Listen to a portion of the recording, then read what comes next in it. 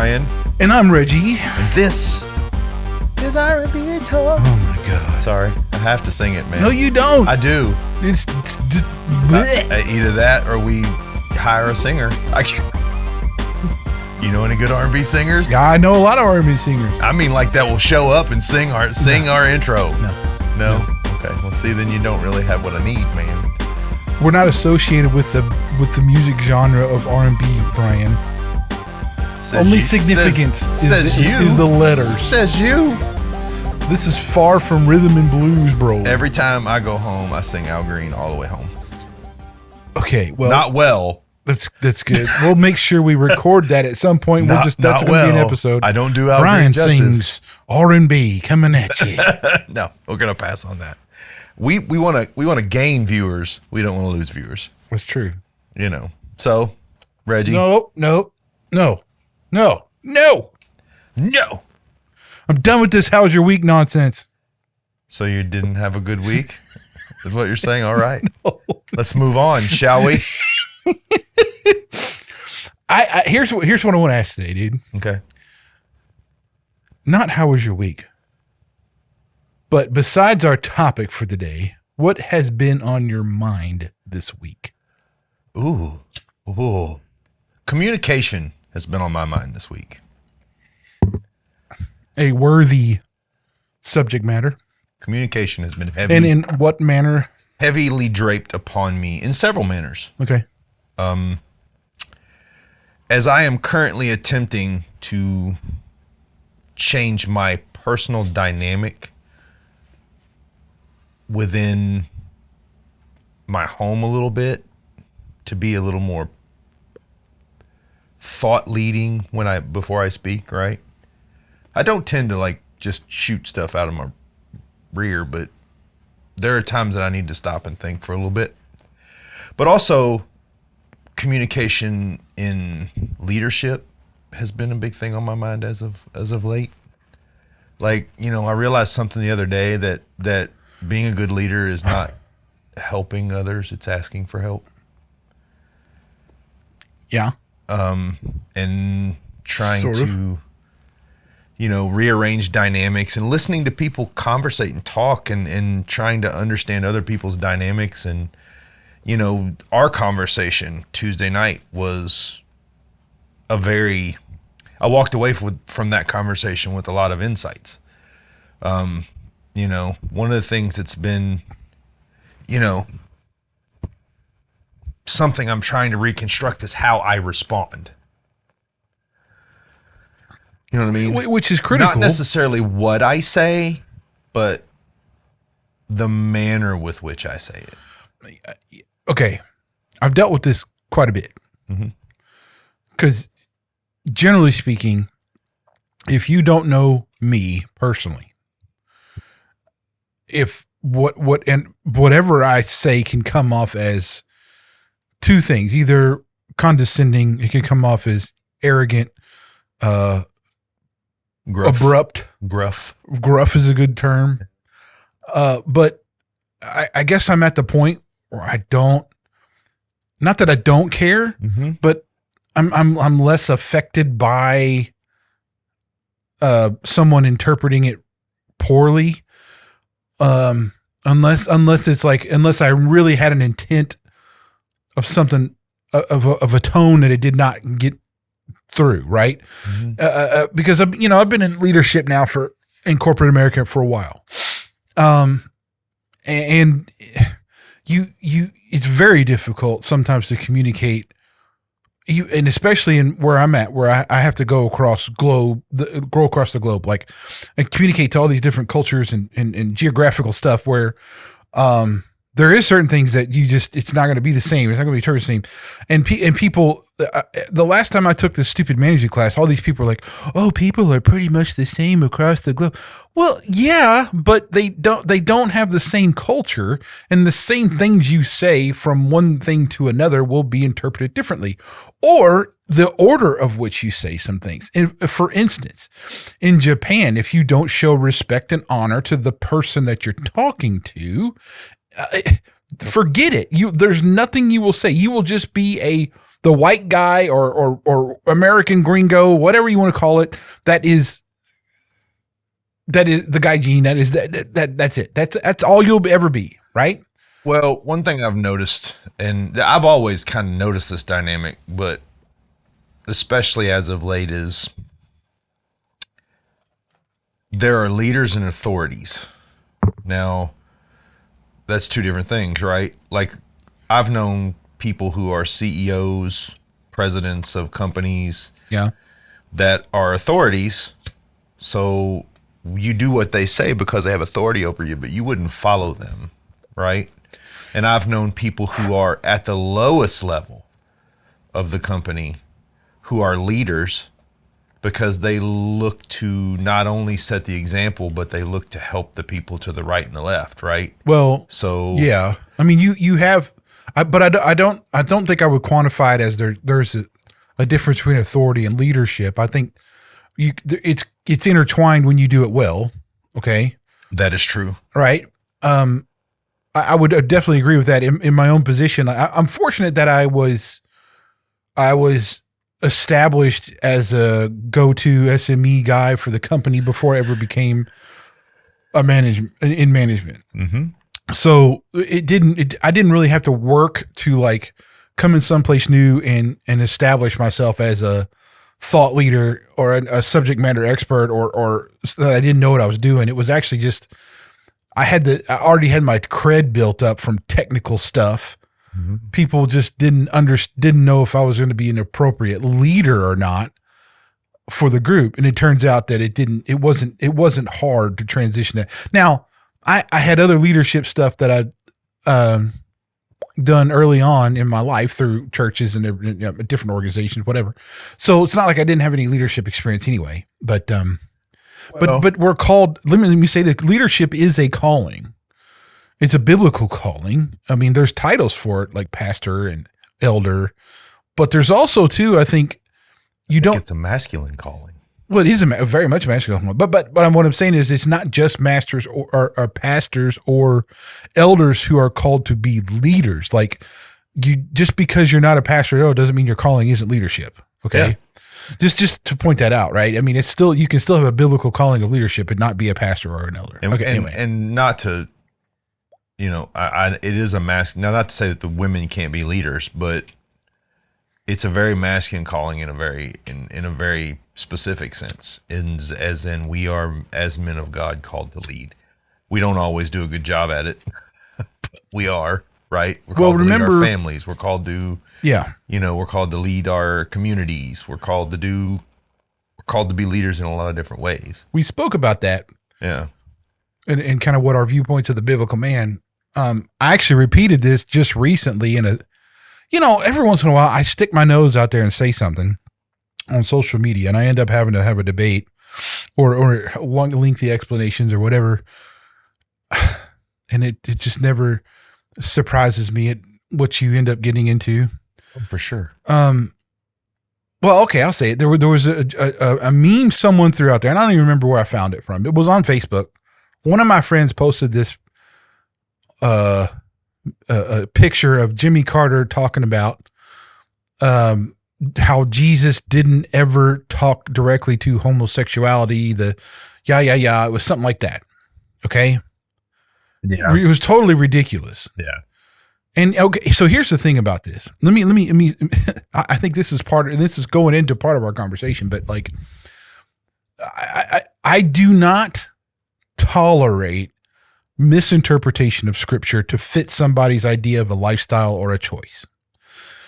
And you can, I don't care if you say born with this or that. No, it's still a choice whether to follow that urge or desire or whatever it is. Okay. So let's just stop that gap right there. But here's what the thing is. I'm not called, or we're not called to tell people how to live. No, not at all. Okay. That's the thing that I think, and I think this is where a clouded perspective comes from the LGBT militant agenda, because they are so hell bent on everyone agreeing and praising them for their lifestyle that they refuse to just acknowledge that there's a possibility that, the tolerant left. the tolerant left, the intolerant, tolerant left. Yeah. So here's the deal. Like, as a Christian, no, I do not think a homosexual LGBT relationship is holy. I think it's sinful. I don't hold it, though, any different from like a pastor having an affair or looking at porn or any number of lustful or sexual desires. Super clear too. Sin is sin, right? Like, that's sin is sin. There are no levels of sin. You're not like, well, you're going to get level 5 sin on this one. So gluttony is a sin. But there's an argument for that, though. Okay, the Bible does, the only sin it calls an abomination is sexual immorality. Now, there's a reason for that. The way sexual immorality affects you is very internal and it's soul crushingly deep. In other words, and here's why I'll say like psychology kind of makes this clear. The way a man's brain is wired, if you look at porn, you rewire your your brain, not chemistry, but neutrons or whatever it is. You can actually rewrite your thought patterns in your brain because you're so wired for that. By looking at that stuff, being flooded with that kind of material, you actually change how your brain thinks about stuff. Like, it has all these negative repercussions for that, right? It's very much an internal change of that. Like, other things like stealing and murder and even idolatry is outward.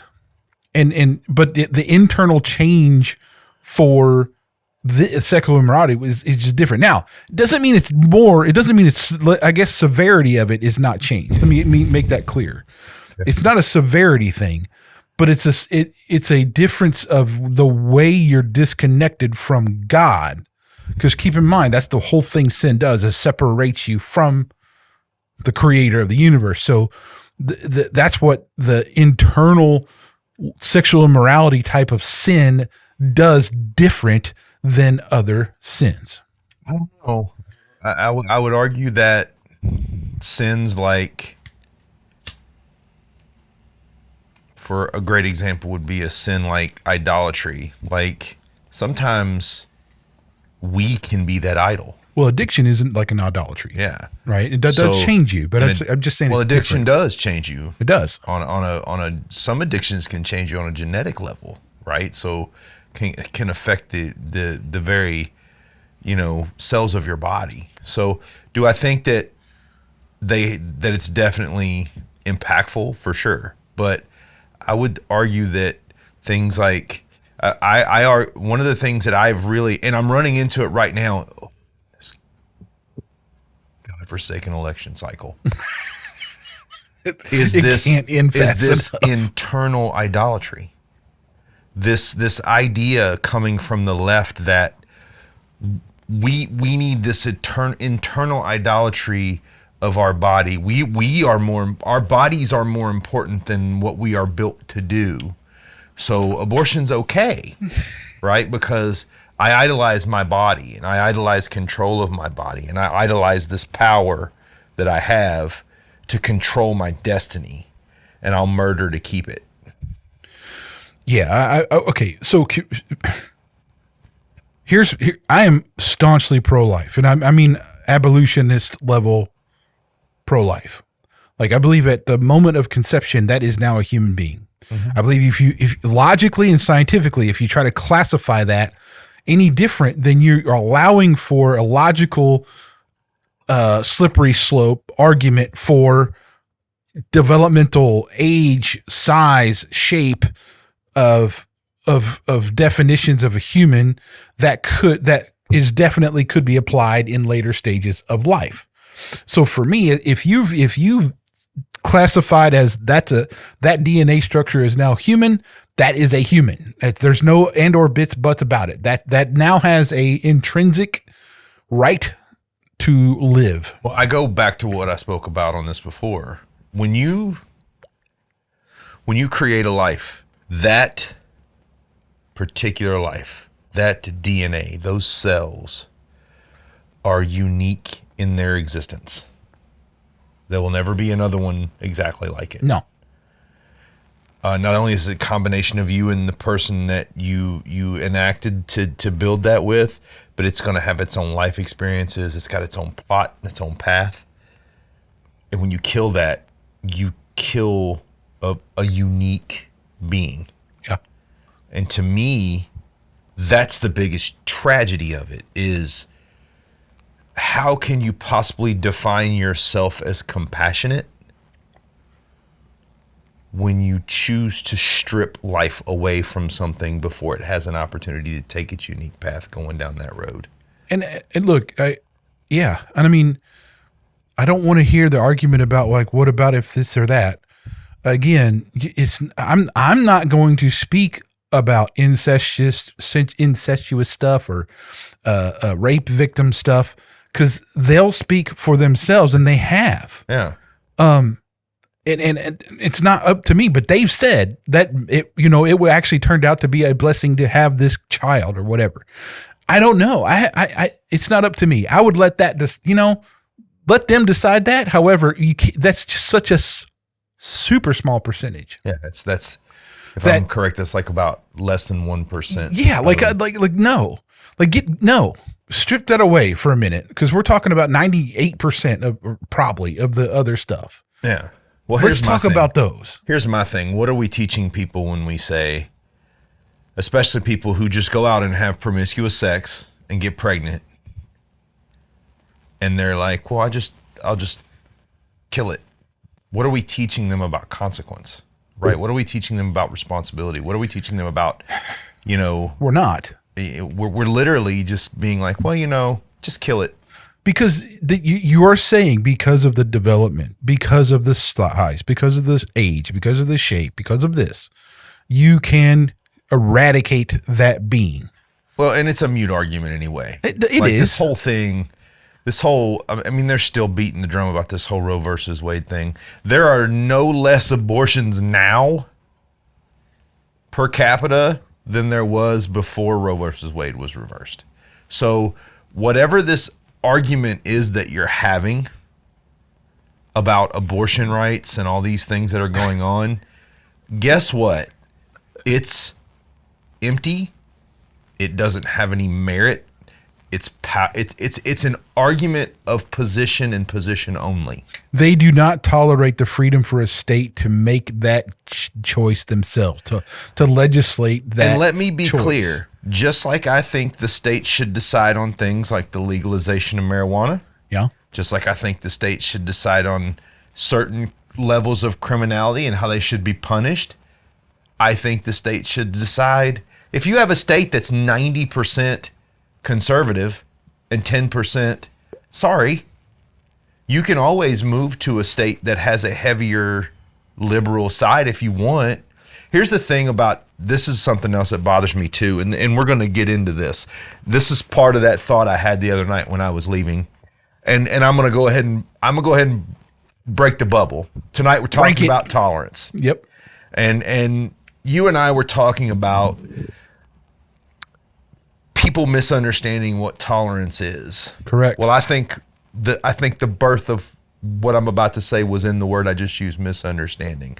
I think that people don't realize that there's a difference between tolerance and understanding. And let me explain what I mean when I say that. Okay. I'm ready. Understanding. Okay, I understand that there are things that go on in the world that I don't want to go on. I'm clear on those things. I don't have a misconception on, murder and child abuse and all those things. But I don't have a tolerance for it. And I think that's what people are crossing over. They think that that understanding something means being tolerant of it. No. I understand clearly what my Bible says, and I tolerate what the Bible says because it is woven into my life. I also understand that there are people out there that hate Christians, but I won't tolerate you. I will understand you, and I will give you your space as an American to say what you need to say, because the freedom of speech is paramount only when you're hearing something that you don't want to hear, because if you're hearing what you want to hear, that's not freedom of speech. That's just somebody, Yeah, you're not petting you on your soft spot. It's not dealing with things that you agree with. Yeah. Tolerance and toleration has to do with a difference of perspective, opinion, action, whatever. But understanding it's a difference. It's not the same. Does not mean tolerance. Right. Correct. You and I have a clear understanding of what the world is. Yes. We have a clear understanding of what politics is. We have a clear understanding of all these things that are going on. But our choice to tolerate or not tolerate something has nothing to do with whether we understand it or not. Yeah, like, and going back to the pro-life, pro-choice movement thing. Yeah, I have no tolerance for anything other than it's a human life at conception. I don't have there because I can't think of a scientific, biological, genetic, any kind of thing that tells me that it's not a human at when the point of their DNA is complete. Yeah. So I have no tolerance for the arguments that have a counter to that. On the other hand, I have a tolerance for the legalization or not even having it be legislated at all for types of marriage, where I think and I believe that marriage is defined biblically. It's a spiritual thing between a one man and one woman. Whether or not I don't even think that should be a legislated thing at all, actually. I don't think we need to have tax structures and all this stuff around marriage and define it. But I have a little bit different outlook on it than most people. And my outlook is this: just because the federal government or the state government says something's legal doesn't mean I have to participate. Well, that's true. And I mean, that's right. We can't be, in other words, forced speech, which is like, we'll refer back to like the Jordan Peterson stuff that he's lost his license and all this stuff just because he refused to, be forced to say certain words. Same thing. Like, no, you're not going to force me to believe anything. Yeah. That's you are being intolerant of my beliefs. Yeah. Which is totally not. See, the left wing stuff. Here's what really pisses me off about all of this stuff. They go on and on and on about how they tolerate all this, but they don't. It's absolutely nothing. It's their way or the highway. Period. You hear Kamala talking about her dude. She is completely now like pro-abortion all the way. I mean, like you might as well kill a toddler from the way she's talking. Yeah. It's crazy. No, absolutely not. But tolerance. There's a need to be tolerant of things you disagree with. Yeah. But everyone should have principles and just things that they hold fast to that they don't have. They will not tolerate. Like it should be a cultural or societal thing and have a mass agreement about what we tolerate, what we don't. We don't tolerate child abuse. Yeah. We don't tolerate pedophilia. Yeah. I mean, like even though I don't care how do you define that? Absolutely not. I will not. Not tolerating it. Well, and it goes back to, and people all the time make this argument. I'll go back to, and this is one of the situations where, and look, this is not a judgment thing that I'm saying, but it's this whole argument. Well, I'm gay from birth. Okay. All right. Well, what about the guy in prison that was a pedophile from birth? Because that's what he's claiming, right? I can't prove it, but he's claiming it. So, or what about the guy that's a murderer? Says, oh, well, I've wanted to murder since I was a kid. It's just my DNA. That's how it is. The problem you have when you get into this, we must tolerate everything kind of argument, is that you open very scary doors, right? You allow but because the thing is the argument has to perpetuate, right? Like you can't just say, well, there's just a transgender gene, or there's just a gay gene, because you open that door for a whole lot of other abhorrent things to go on that are all of a sudden, well, now you're in deep. Well, I said these are real. I don't really have any proof that they're real.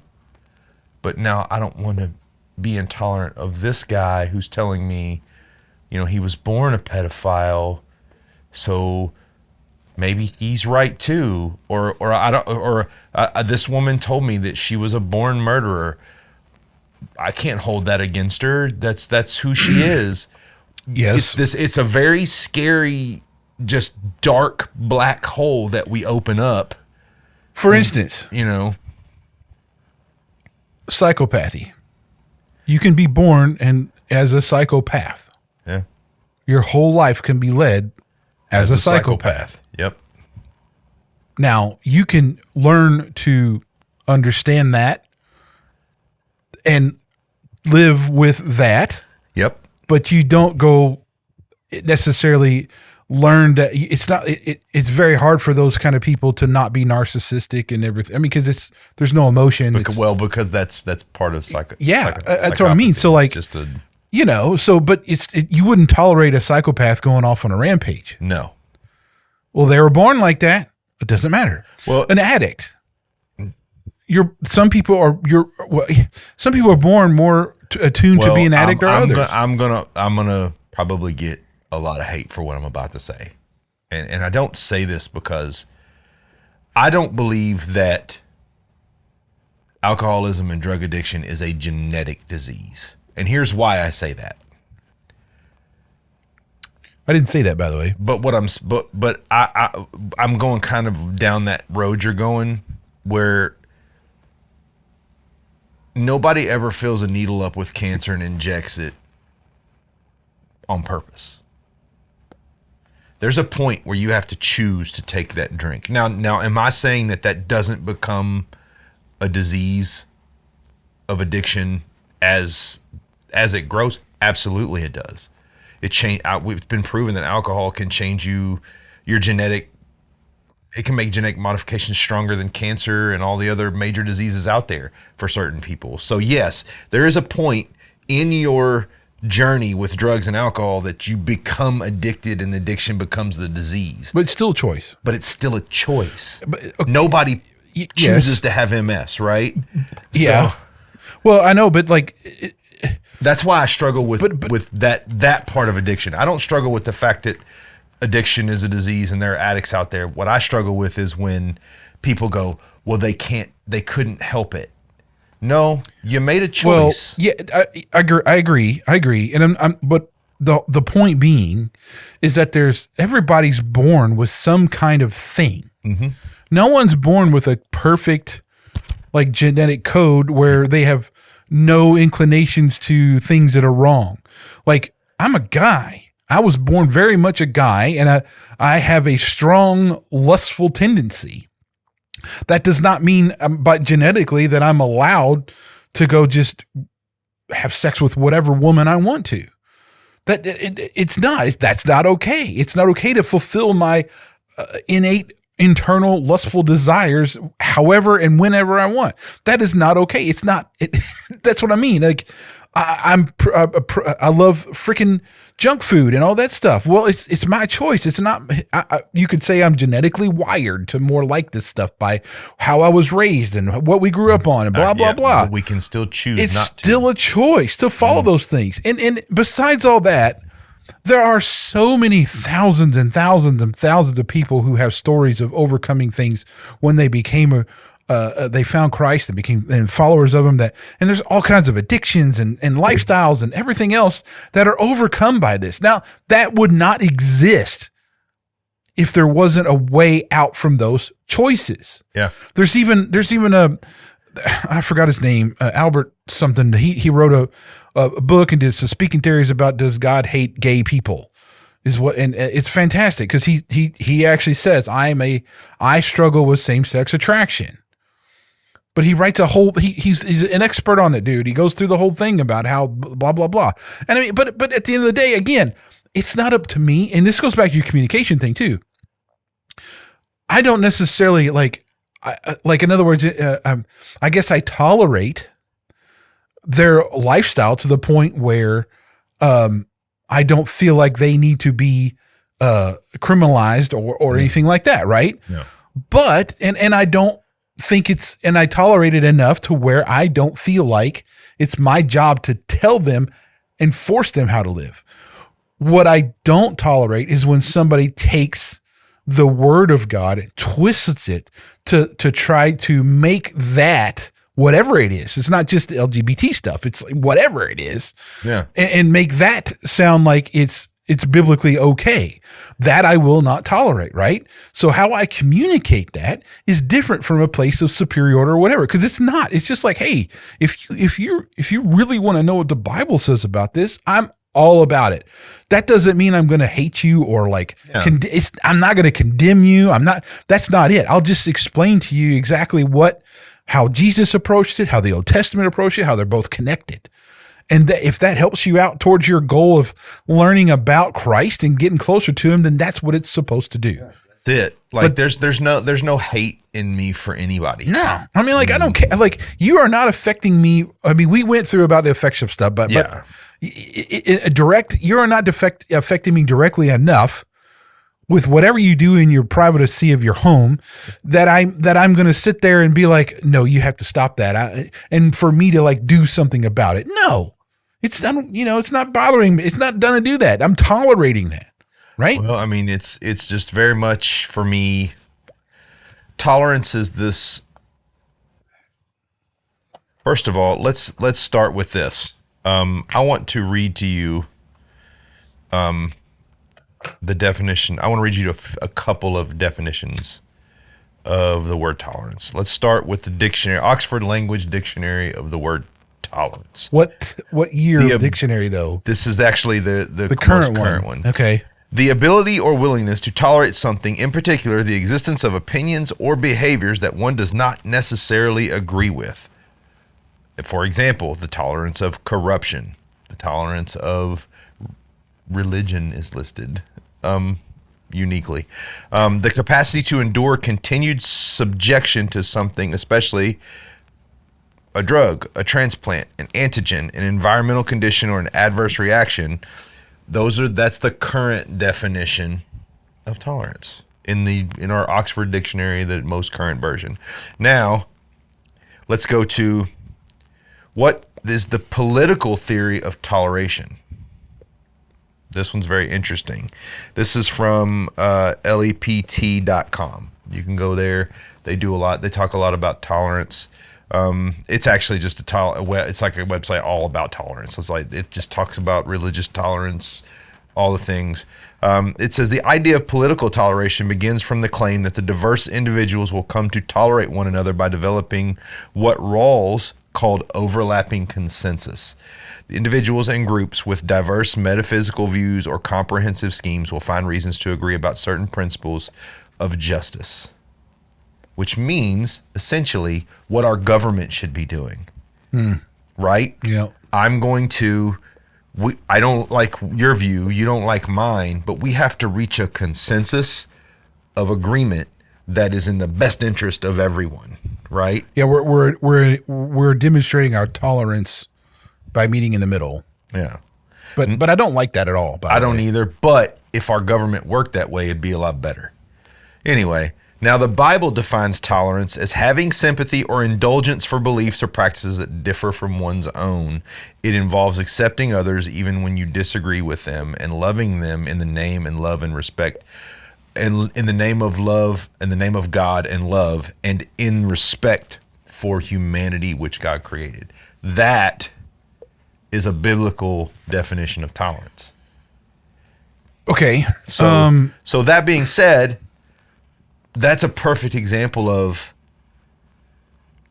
tolerance in the general sense for across the board, right? I mean, you look at from the Oxford to the political to the biblical, they're essentially saying the same things. I don't like what you're doing, but because of my calling from Christ to love you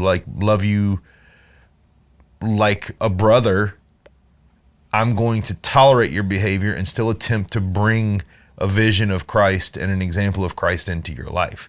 Doesn't mean I'm going to get my Bible out every time you walk up to me and hit you with it. Yeah. It just means, hey man, I'm here if you need me. I'm going to live an example, right? For you. You're going to live an example. And then we're going to I'm going to try to give you what you need in order to develop and grow, right? Like that's my purpose. My purpose is not to come to your house and kick your door down and tell you all the horrible things you're doing and judge you and make you feel horrible. That's not what Christ would do, right? That's not at all what I'm supposed to do. But I am supposed to let you know what the truth is. Right. The Dictionary of Apologetics and Philosophy of Religion says that tolerance is often confused with a relativistic refusal to criticize another view or make any substantive value judgments. Logically, tolerance is consistent with an attitude of strong disagreement and even disapproval.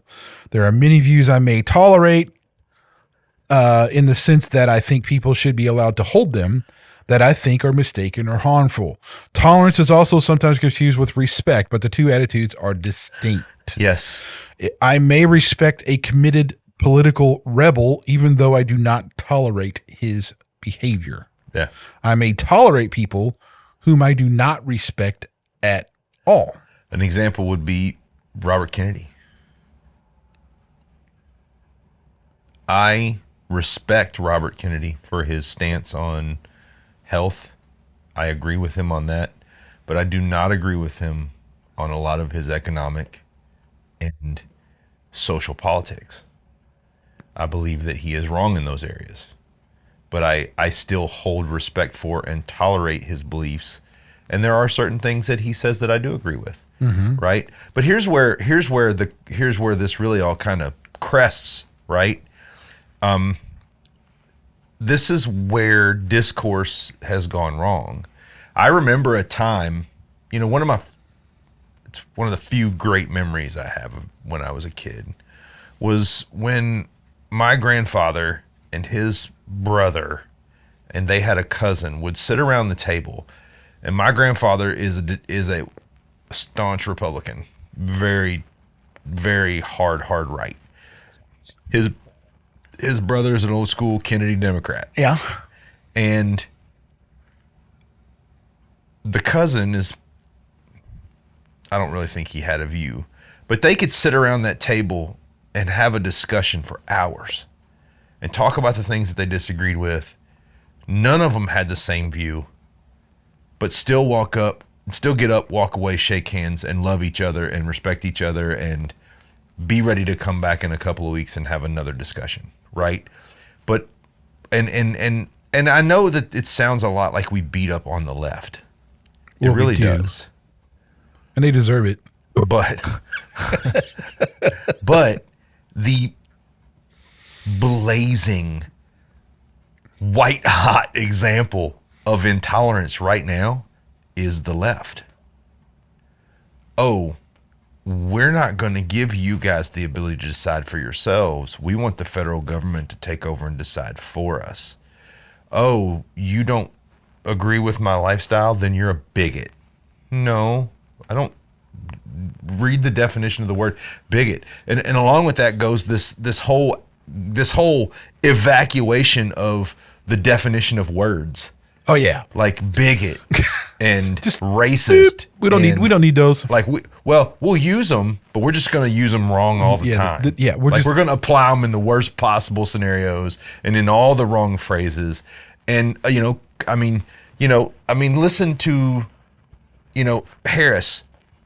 It was really funny because I was listening to a montage of her in her last 6 rallies, and she literally word for word said the same thing in every rally.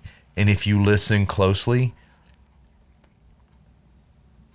never use the words properly. Yeah, I mean she won't. Again, it's on purpose to hide the lies and everything else, the deception that she wants to do. Yeah, that's how you do that. You mask your true, stance on things by saying all this BS, all this cryptic nonsense. That's how you do it. I grew up in a middle-class family. My mother worked very hard. Which, unfortunately, she did not grow up in a middle-class family, which is a bold-faced lie. She had 2 college professors. Her mother was on the forefront of cancer research. This is not a middle-class family. And she didn't even grow up in America. She grew up in Canada. Come on, bruh. Come on. And then you know, but here's the thing too, it's that willful ignorance. We talked about this the other night. I'll tolerate your lies because I willingly don't want to believe the truth. This is okay, but politically speaking, I think it's just important to know, and and the people that need to hear this won't accept it anyway. Yeah. But you know, it's not tolerance when you just flat out say you have to support this. Yeah. It's not. You have to lift me up and praise me for this. Well, that's not tolerating anything. It's like it's just like, you know, it's just like Gay Pride Month. If you want to be proud of your sexual orientation, okay. But I'm not going to celebrate it with you. And here's the trick. It isn't because I don't want to celebrate yours. I don't even celebrate mine. That's between me and my wife, or me and whoever my partner is. I don't need you to come to my house and hold me up and laud me and tell me that my sexuality is this great beacon of who I...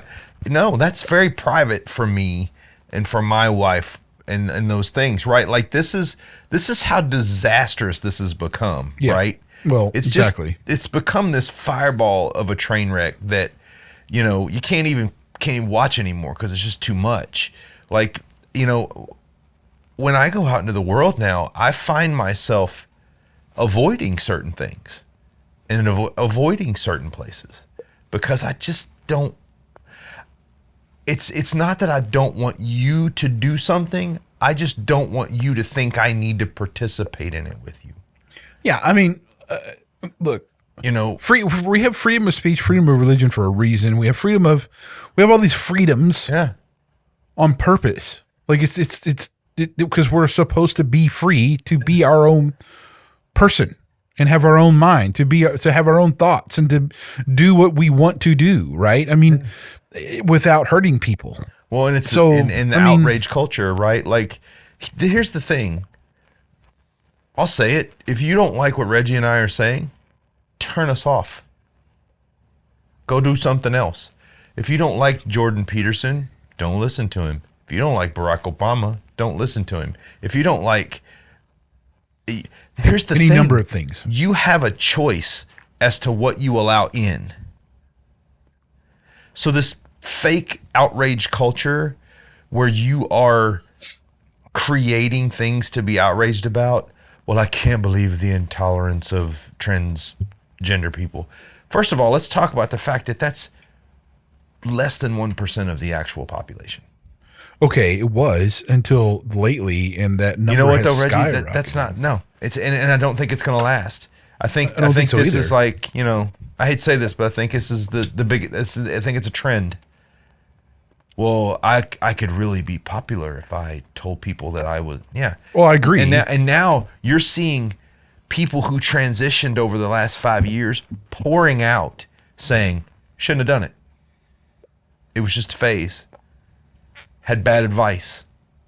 Had the wrong people around me. Got wrapped up in this culture that I didn't really know what it was about. No. And then by the time I figured it out, I was way too far in. Right? Like, correct. There's a trend happening right now. And this is something that I truly believe is going to happen. And people laugh when I say this. And I had this conversation the other day. There will be a righting of the ship.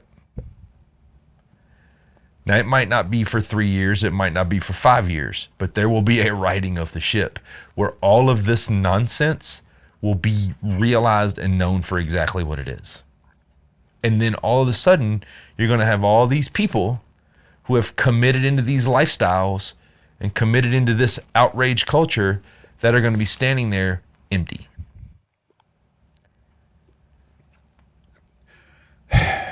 Because they've wrapped their identity around a cultural movement. Yeah.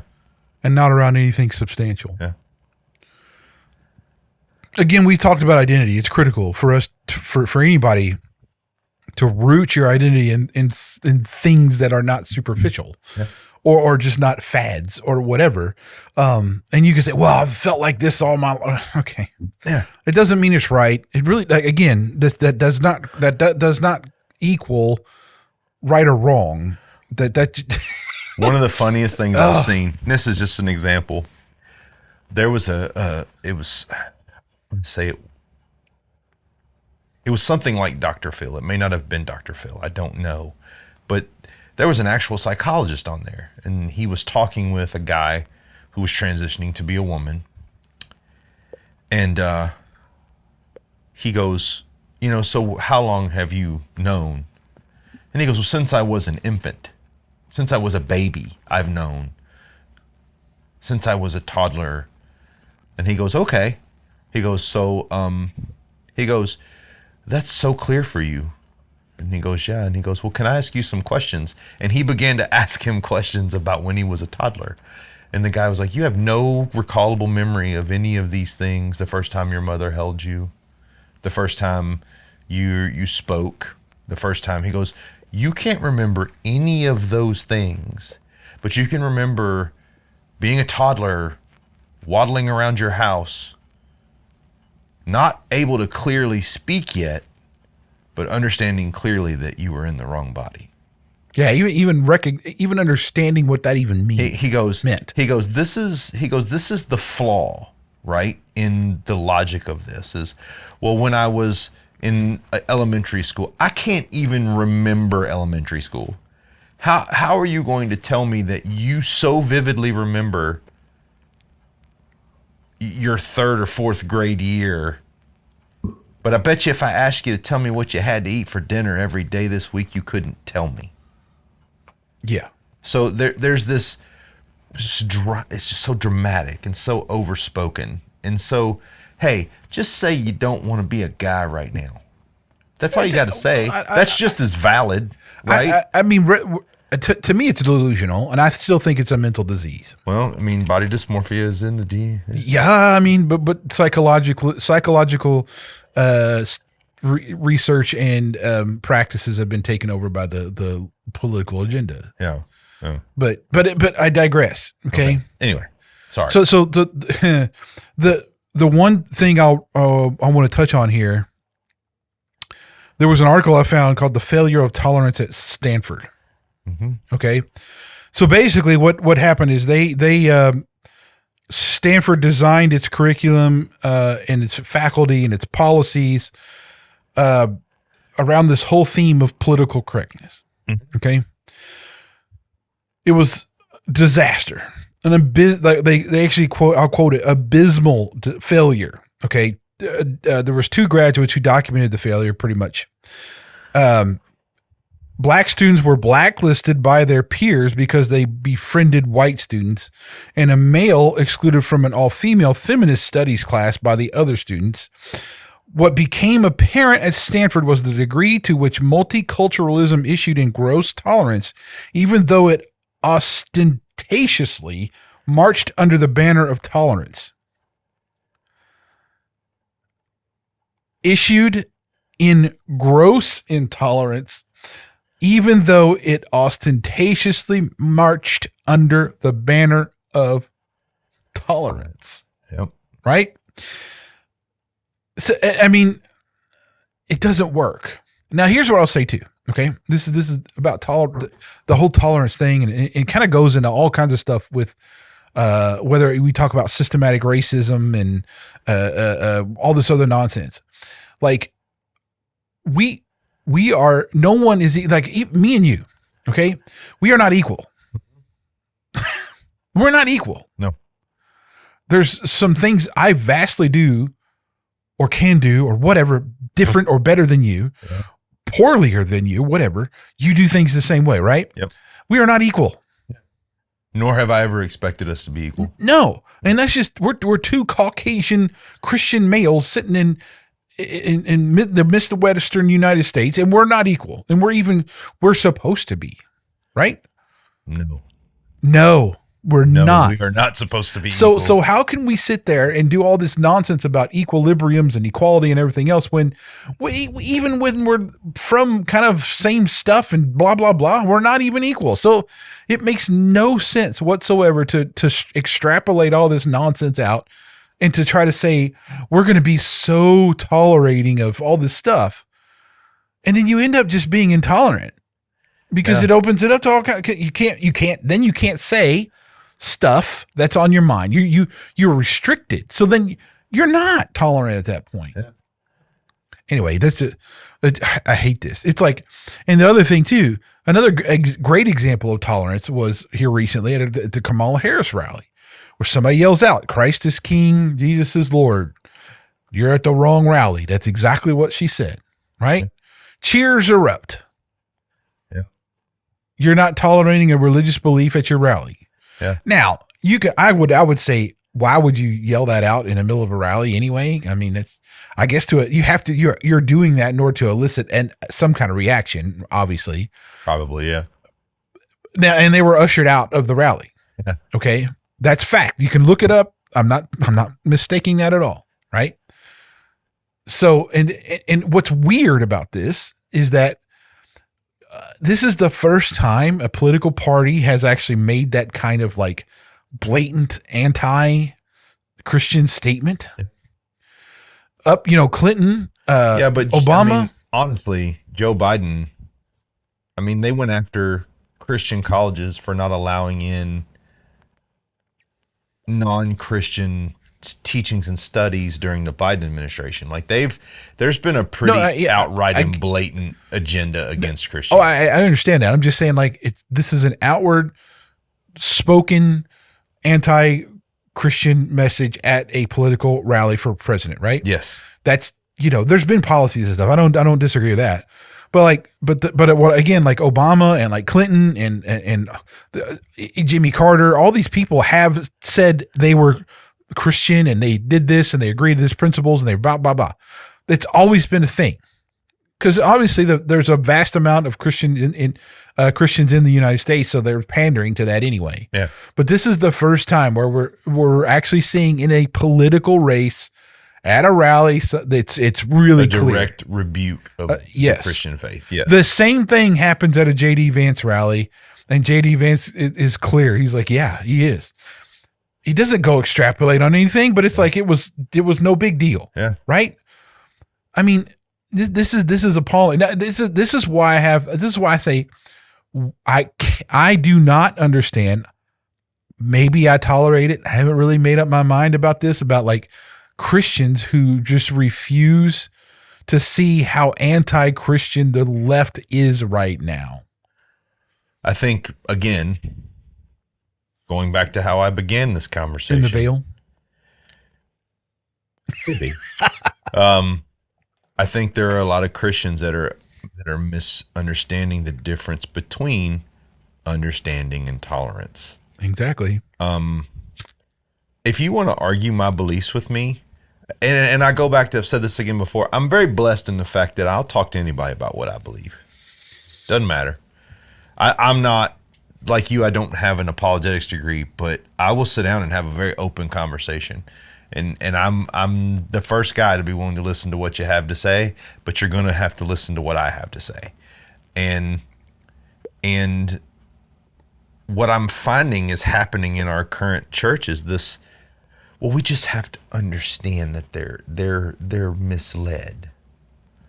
Well, that statement alone should trigger within you the need to begin a process of communicating with that person and connecting with that person and trying to become, close to that person so that you can give them some balance in that and maybe get them to see and be tolerant. And it doesn't make any sense.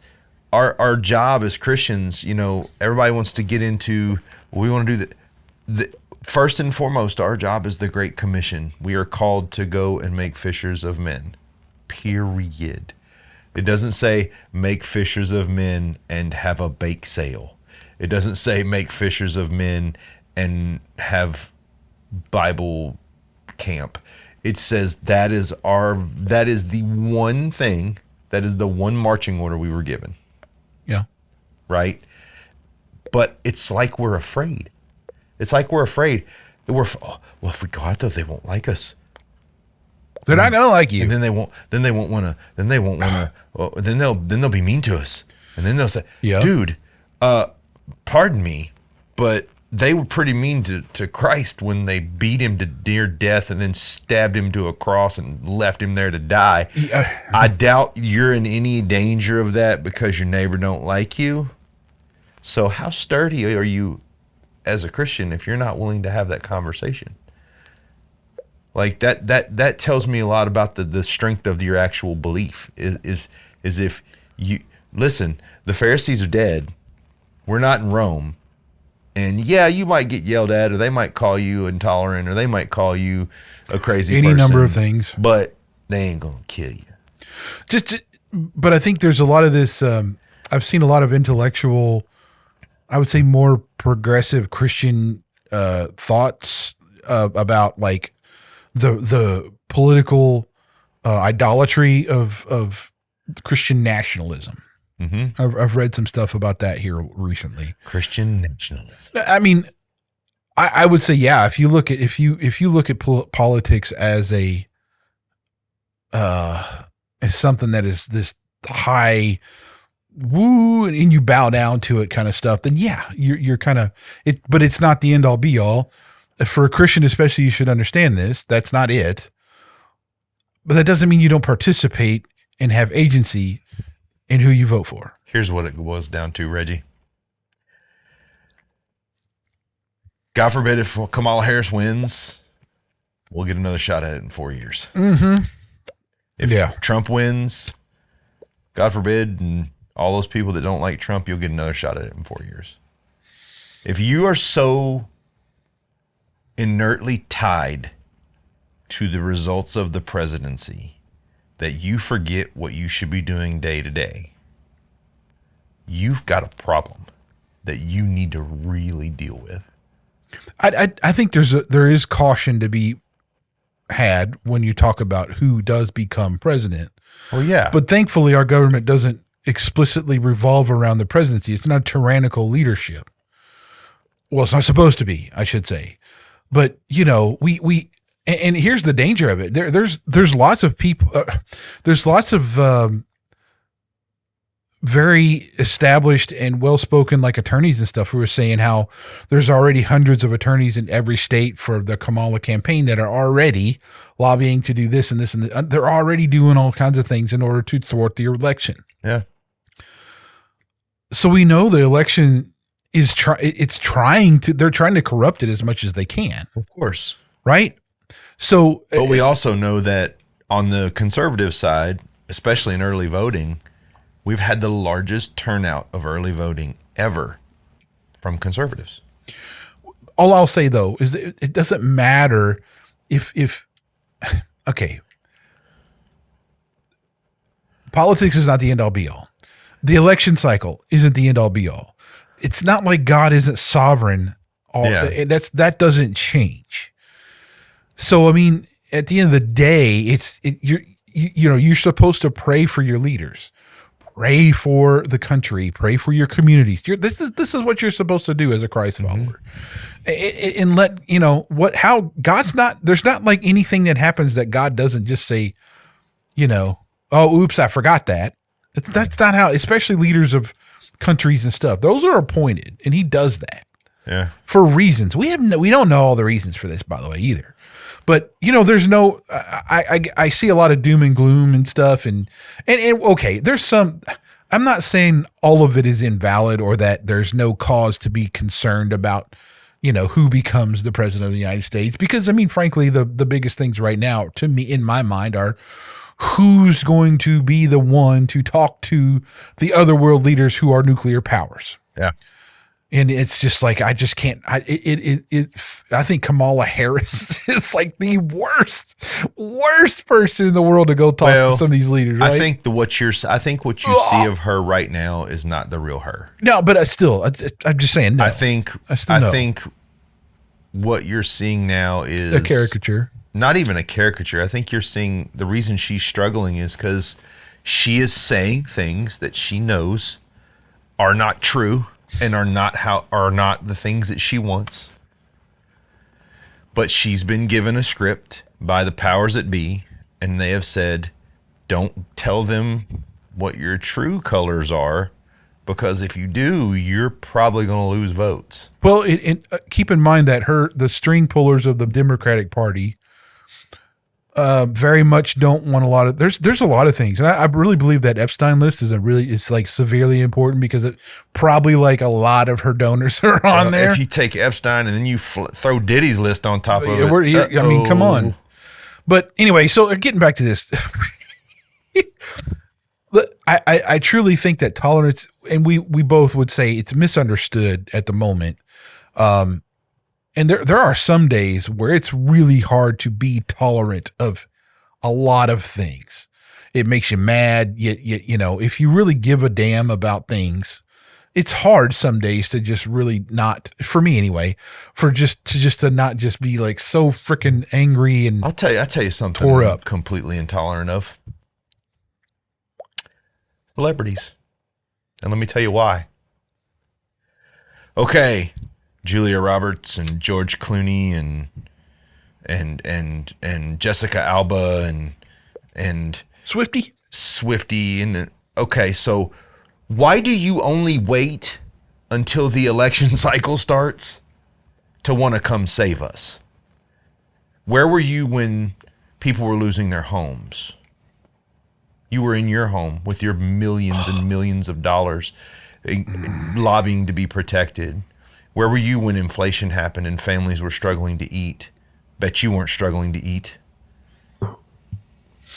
But why are you, see, this is the thing. They don't tolerate the immigrants. Yeah. They don't tolerate homeless people. Yeah. They don't tolerate a lot of the crap that they propose to espouse every day. Yeah. You know, they run them out. Yeah. This isn't an opinion. This is fact. And I'm going to be very harsh. I mean, come on. Shut up. But here's why. You have no idea what the average American goes through. None at all. You are so epically disconnected from the realities of people that you should shut up, go back in your little expensive house, clam up, because nobody wants to hear from you, especially when it comes to your political views, because it doesn't matter to the average American what you believe or what you think should happen. Because at the end of the day, I doubt you're going to come sit at my dinner table and share my meal with me.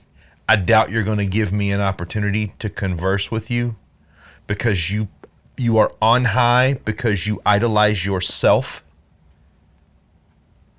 And all you want is to keep what you have. Whether that means I starve or my kids starve, you don't care. Because if you cared, there's hundreds of thousands of people out there right now who don't have homes, and you could very easily help those people, but you choose not to. Example, the hurricanes. Mm-hmm. Big example. Harris was in a chopper, or Biden, I think it was, I can't remember. Who knows, man? I can't remember which one, or both, or something. We're in a chopper. They had to shut down rescue operations for like 6 hours for a chopper to fly overhead and have this op so that they could survey the scene and also take pictures. Nothing. And they did nothing. There was supposed to be a plane full of something else. Well, it turned out that was just where they took pictures, and the plane never showed up. Yeah. You can go validate that. I'm not saying anything. It's not a lie. Nope. It's the truth. I mean, as usual, people, all you gotta do is go look. This is the thing. Like FEMA there was a story, and I haven't been able to because there's all these people that are coming out and on, so you don't, but here's what I'll say this, when you have one person come out and say something, you can say man, they might be a crackpot. Whatever. When you have dozens and dozens of people who have these stories of, things a guy lost his entire house, his possessions, everything. Mm-hmm. And FEMA wanted to give him it was $2,500, right? Yeah. And it's written, it's supposed to be like 50 grand for the house and 50 grand for this FEMA is supposed to do, but they're out of money. So he only got that. He's not the only one saying that either. And I mean, this is the thing, like, this is what a tragedy we are in right now. But this is what it goes back to, Reggie. The whole thing in Maui. Really? $700? We're sending billions to the Ukraine. Billions to the Ukraine.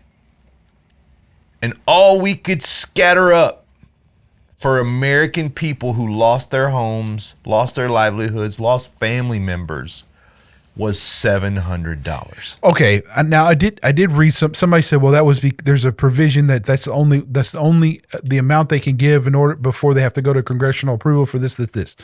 But here's the thing. That may be true. However, there's been there's provisions to allow emergency actions to take place. I don't care who's in office. I don't care who's the majority leader here and who does this. Then all these freaking Congress people need to get together. They fly their ass back to DC and make an emergency legislation to allow for whatever spending that needs to happen to start supporting the relief efforts. And here's the problem. Period. And here's the thing. It's as blazingly color. It happened in Maui, and what did all of the liberals say? Well, it's a one-time thing, and we weren't prepared, and we're trying the best we can, and we're doing this. Okay, well, it's happened again. And you weren't prepared. And you still weren't prepared, and you've still done nothing, and you've still helped no one. You're pathetic. That's what I mean, dude. We have a non-functioning government. Yeah, we don't have a government. We have exactly. It is not functioning. Yeah. When the private people are taking better care, which they should, and honestly, this is why I'm so anti like departments and like federal stuff, because you see like in the hurricane, guess who's actually doing stuff? The private citizens. Yeah. So give the private citizens their freaking tax dollars to do what they want to do. It is obvious there is enough people that want to help and will help. If they had the resources to do so, it would be even more. That's the thing. There are plenty of people who actually give a damn that will do something. The only reason why I couldn't ever go to North, and it still irks me today, is because of freaking my team and where it's at and my work. And I was going to, and that we're such I can't even say because it's not public knowledge about I'll just say there's things that I just couldn't get away from work. Still can't.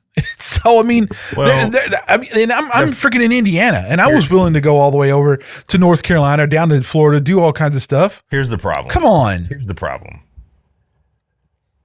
We pay enough in taxes where we shouldn't have to.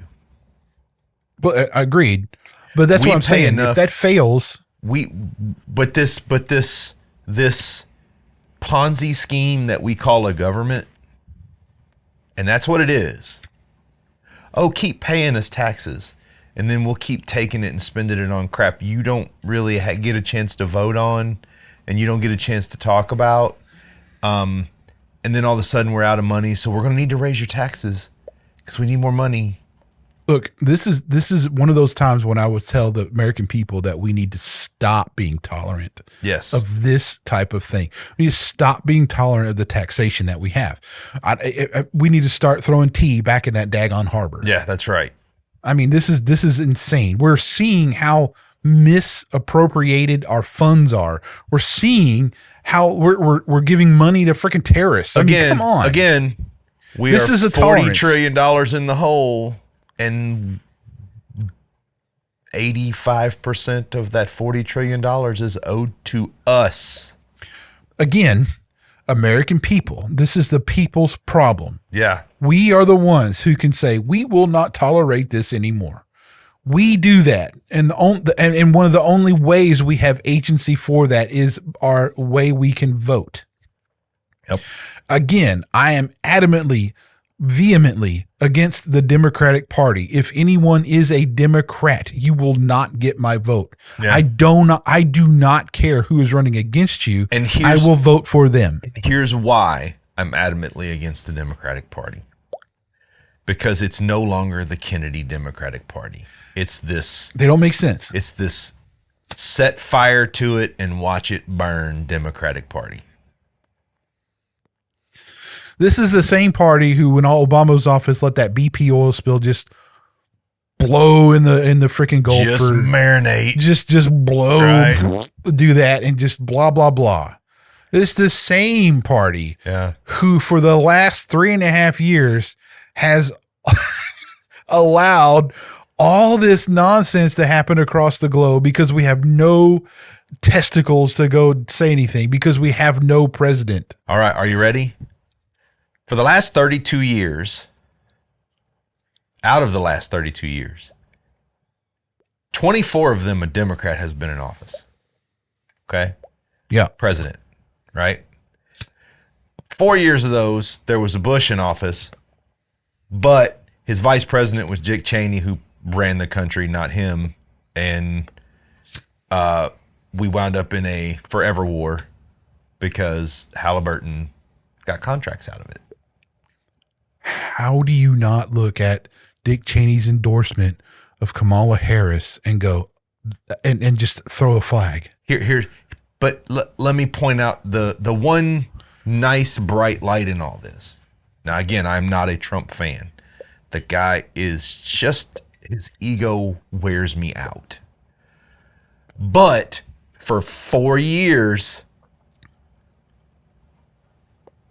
we had manufacturing in the United States. We were energy independent. We were moving in the right direction with the economy. My paycheck was bigger. I paid less taxes. Okay, so let's take the picture. For 28 of the last 32 years, we've had bad government, bad presidents that made bad decisions. But for the 4 years that we had not a great guy, but an actual businessman in office whose interest was our country, we flourished. Yeah. You can't, it's just the facts, guys. It's not a I like Trump or I like Kamala. It's just the facts. Yeah. And I'll just say that, like, I don't look at politics as the end all be all type of scenario where this is going to fix everything. But you have a choice. Yeah. Like, if you have a choice, you're going to make a choice. Then this is such a clear election. Like, out of every election we've had, you could argue about like Romney and Obama and all that stuff. I did not like Mitt Romney, bro. I did, and I actually voted. I was never, and I like him even less now because I feel like when he lost the presidential bid and they didn't push him back out there for it again, he just turned bitter and joined the Democrats. Yeah, I mean, it just. But again, so here's what tolerance plays a role in how we go about our daily lives and how we make decisions. Yes, you can tolerate people and things who do things that you don't agree with. The hell, my neighbors do stuff I wouldn't, that I tolerate. Yeah. But that doesn't mean I don't even like not like them, right? Yeah. I mean, Just means I disagree with them. It just means there's stuff they do that I wouldn't do, but I tolerate it. It's not like I go over there and do something about it. Yeah. Now, if I saw one of my neighbors, like, I don't know, beating their kids or even like, beating their dog. Yeah. My ass is rolling over there, and they're not going to like the Reggie they meet at that point. I won't tolerate that. I'll do something about it. Right. But this nonsense of this whole like the tolerance of the left is a myth. It is such a bucket of what you would call hot garbage. Ta-da. Boy, I haven't said that in a while. I know, you're welcome. Appreciate you. but I mean, the thing is, like, we as Christians have to have some level of tolerance, but we meet that tolerance with humility. Yeah. We can't look at certain things or people or whatever and see those as inferior or whatever. We must know that we are, as corruptible as anybody else. Yes. Now, sure, some of us have done some better things than others or worse. Our classification of what's worse or whatever, but it's not like we're scot-free in this discussion about, having that or whatever. So, well, Brian, I'm going to tolerate the ending of our episode. Like, subscribe, clicky, clicky. Clicky, clicky. That's right. Clicky, clicky. Clicky, clicky. There we go. Maybe that's our new catchphrase. No. Clicky, clicky. No, that's not our new. No. Come on, man. No. Everybody's got a catchphrase. Before we go, let me just say, here's the last to wrap this up. Romans 14. Now accept the one who is weak in faith, but not for the purpose of passing judgment on opinions. One person has faith that he may eat all things, but he who is weak eats vegetables only. The one, who eats must not view the one who does not eat with contempt, and the one who does not eat must not judge the one who eats, for God accepted him. Who are you to judge the servant of another? To his master he stands or falls, and he will stand, for the Lord is able to make him stand. Again, we are not the final decision about somebody's condemnation or not. That is not our place. But it is our place to proclaim the gospel to those around us and who we encounter every single day. Commission. Christians, and here's to the atheistic people. I don't know if anybody watching this or not, but like Christians are humans. We are as fallible. We make mistakes. Hell, you see all these news things from pastors who have affairs and all this kind of stuff all the time. We're human. Yeah. We are bound by our human condition. We are born of sin. Yes. The goal is to be more like Christ as much as we can, but we are never going to be Christ. We're never going to be perfect. We are never superior. That's not it at all. We lower ourselves so that he can be exalted. And I would just say that it's Christ who helps us be more like him every single day. Without that, I have no idea how I would be able to exist in the world we are right now. Yep. So just aware, for you Christians, you are the Jesus people will see. If you are out there being a complete and total schmuck, they're going to assume that that's okay with Jesus. So true. And that's what I'll leave it as, right? Don't be a complete and total schmuck. Don't do it. Don't do it. Don't do it. You could be one, but don't represent Christ like a schmuck. Yeah. Don't be a schmuck. Let me say this. We're all designed. We all speak a certain way. We all communicate a certain way, as you've already stated. We kind of all do these things different. My way of communicating the gospel may not be for everybody. Yeah. Your way, Brian, is not going to be for everybody. No. But that doesn't mean we don't try. And and the more we try, the better we're going to be at it. Yeah. And we, so I guess we tolerate other religious beliefs and don't force anyone to have ours. We just hope and pray that the truth will set them free. Be open to hearing the opportunity. Yeah. A lot of us pass up opportunities and don't even know what pass them up. We're R&B Talks. I'm Brian. I'm Reggie. See ya. Bye-bye.